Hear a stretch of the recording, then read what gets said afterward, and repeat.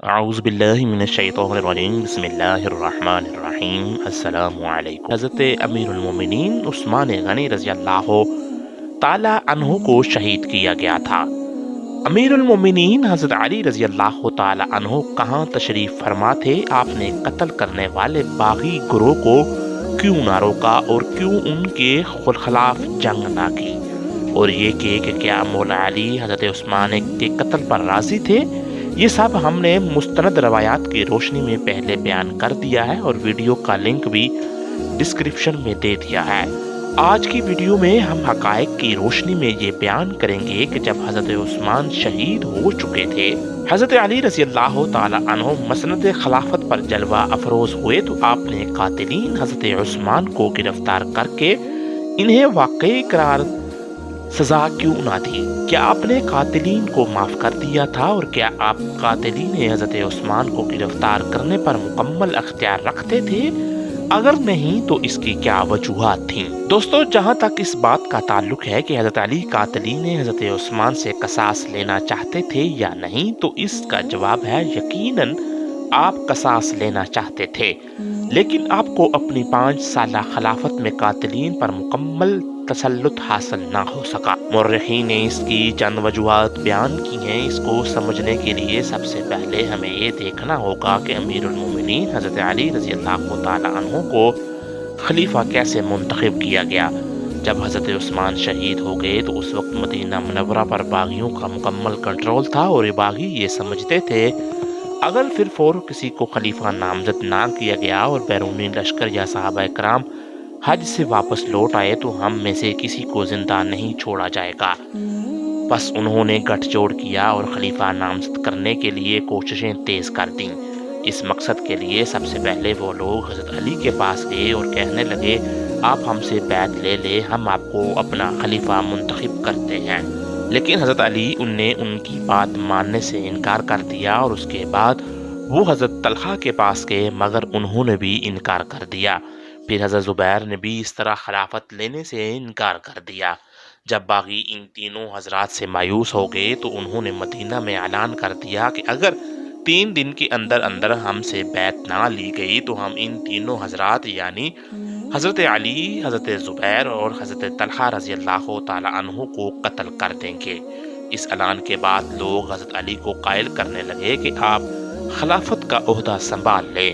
بالآخر حضرت علی نے خلافت قبول فرما لی، لیکن آپ نے یہ فیصلہ مجبوری میں لیا کیونکہ آپ مدینہ منورہ میں مزید خون ریزی نہیں دیکھنا چاہتے تھے۔ اب جیسے ہی آپ نے خلافت کے لیے بیعت لینا شروع کی تو سب سے پہلے حضرت طلحہ، حضرت زبیر نے بیعت کرنے سے انکار کر دیا، لیکن بلوائیوں نے ان کو مجبور کیا اور قتل کی دھمکی دی تو یہ دونوں حضرات اس شرط پر بیعت کرنے کے لیے تیار ہو گئے کہ حضرت علی کتاب و سنت کے مطابق فیصلہ دیں گے اور حکم شرعی نافذ کریں گے، یعنی قاتلان حضرت عثمان سے بدلہ لیں گے۔ بیعت کے اگلے دن حضرت زبیر اور حضرت طلحہ پھر مولا علی کے پاس حاضر ہوئے اور کہنے لگے اگر قاتلان عثمان سے بدلہ نہ لیا گیا تو ہماری بیعت ختم ہو جائے گی۔ اس کے اگلے ہی دن حضرت علی نے حکم جاری فرمایا کہ کوفہ، بصرہ اور مصر سے آئے ہوئے تمام لوگ واپس لوٹ جائے۔ اس سے صاف ظاہر ہے کہ حضرت علی مدینہ منورہ سے باغیوں کا تسلط ختم کرنا چاہتے تھے اور صحابہ کرام کو منظم کر کے قصاص کا کارروائی کرنا چاہتے تھے، لیکن باغیوں نے آپ کے حکم کو یکسر نظر انداز کرتے ہوئے واپس جانا قبول کیا، نہ ہی مدینہ کو چھوڑا۔ اب اس صورتحال میں کہ جب حضرت علی کے حکم کی کوئی اہمیت نہ دی گئی تو پھر قصاص کے حکم کو کس طرح نافذ کیا جا سکتا تھا، جبکہ اس وقت مدینہ کے تمام صحابہ مل کر بھی باغیوں کا تسلط ختم نہیں کر سکتے تھے۔ بہرحال حضرت سیدنا علی رضی اللہ تعالیٰ عنہ کو نہ چاہتے ہوئے بھی قصاص کے ارادے کو التوا میں رکھنا پڑا، کیونکہ یہ باغیوں پر مکمل تسلط حاصل کیے بغیر ممکن نہیں تھا۔ ناظرین، یہ وہی ابتدائی حالات تھے جن کے اخیر میں جنگ جمل اور جنگ صفین جیسے ہولناک واقعات دیکھنے کو ملے۔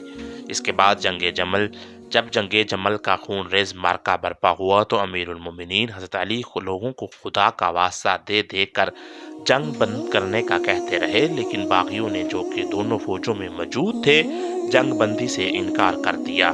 جس کے نتیجے میں کم و بیش 10,000 صحابہ کرام کو اپنی جانوں کے نذرانوں سے قیمت چکانا پڑی۔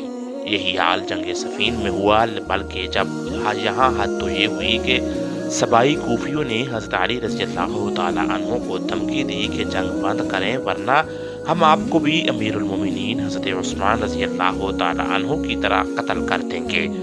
بلکہ جب جنگ نہروان میں جب مولا علی نے اہل عراق یعنی کوفی سبائیوں کو شام سے جنگ کرنے کے لیے حکم دیا تو انہوں نے آپ کی بات ماننے سے صاف انکار کر دیا اور اپنے گھروں کو چل دیے، اور یہی تمام کی تمام کوفی آپ کی خلافت کے آخری ایام میں باغی ہو گئے۔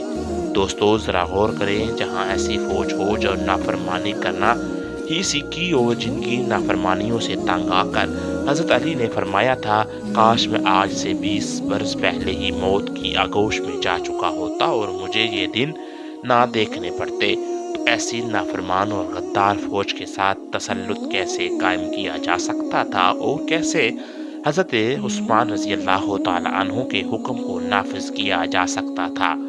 اب اگر ان حالات کو سمجھے اور پرکھے بغیر آج کے جاہل لوگ یہ کہیں کہ حضرت علی نے حضرت عثمان کے قاتلوں کو معاف کر دیا تھا یا ان کو اپنی حفاظت میں رکھا ہوا تھا، تو یہ سراسر حماقت، جہالت اور گمراہی کے سوا کچھ نہیں تھا۔ حالانکہ امیر المومنین حضرت علی تو پہلے دن سے ہی حضرت عثمان کے قاتلوں کو کرفرے کردار تک پہنچانا چاہتے تھے اور قصاص لینے کے حق میں تھے، اس کا برملا اظہار بھی فرماتے رہتے تھے۔